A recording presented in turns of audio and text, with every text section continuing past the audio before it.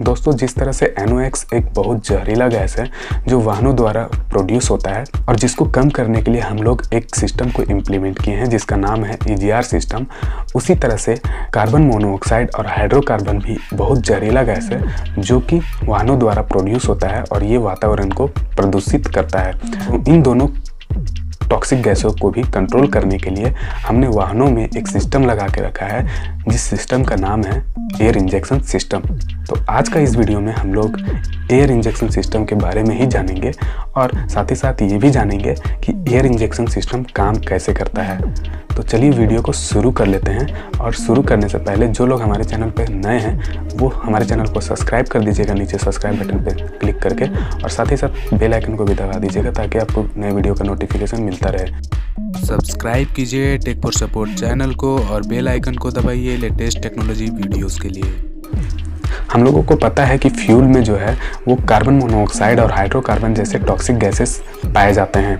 अगर इंजन में फ्यूल का कंबसन ठीक से ना हो, प्रॉपर तरीके से ना हो, तो ये जो फ्यूल है वो बिना जले एग्जॉस्ट गैस के थ्रू एटमॉस्फेयर में जाके मिल जाते हैं, जिसकी वजह से पोल्यूशन क्रिएट होता है वातावरण में। तो इसे रोकने के लिए हम लोगों को ये चाहिए कि फ्यूल जो इंजन में जा रहे हैं वो अच्छे तरीके से जले। लेकिन फिर भी अगर जो फ्यूल इंजन में जाने के बाद भी प्रॉपर तरीके से नहीं जल रहे हैं और वो एग्जॉस्ट गैस में निकल जा रहे हैं, अगर उन अनबर्न्ड गैसों को हम लोग वहाँ भी जला दें तो हमारा काम बन जाएगा। तो इसके लिए ही हम लोग एक सिस्टम को इम्प्लीमेंट करके रखे हैं वाहनों में जिसका नाम है एयर इंजेक्शन सिस्टम।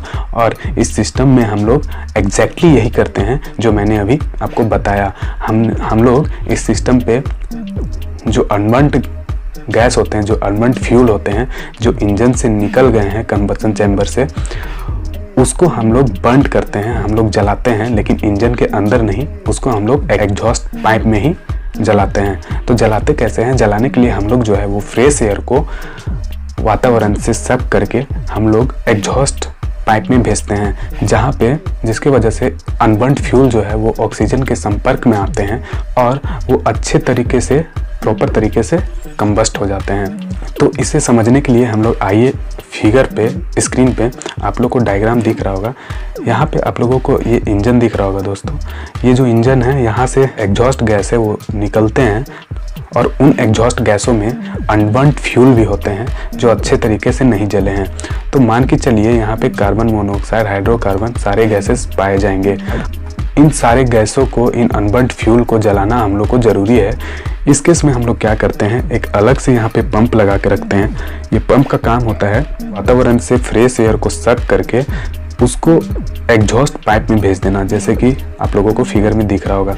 इससे होगा क्या कि फ्रेश एयर में ऑक्सीजन का क्वांटिटी ज़्यादा होता है और ऑक्सीजन के संपर्क में आते ही ये जो अनबर्न्ड फ्यूल यहाँ पे प्रेजेंट हैं वो अच्छे तरीके से जल जाएंगे, जिसकी वजह से कार्बन मोनोऑक्साइड और हाइड्रोकार्बन भी अच्छे तरीके से जल जाएंगे और जो भी उसके बाद एग्जॉस्ट गैस निकलेंगे बाहर वो थोड़ा कम पॉल्यूट करेगा एटमॉस्फेयर को। तो इस तरह से जो है एयर इंजेक्शन सिस्टम काम करता है। और एयर इंजेक्शन सिस्टम को हम लोग एक और नाम से जानते हैं जिसका नाम है सेकेंडरी एयर इंजेक्शन सिस्टम। तो उम्मीद करता हूँ आपको ये टॉपिक समझ में आया होगा और ये टॉपिक भी जो है वो इमिशन कंट्रोल सिस्टम से ही है। जिन लोगों को फिर भी कोई डाउट रह गया हो वो नीचे कमेंट बॉक्स पे कमेंट करके हमसे क्वेश्चन एराइज कर सकते हैं। और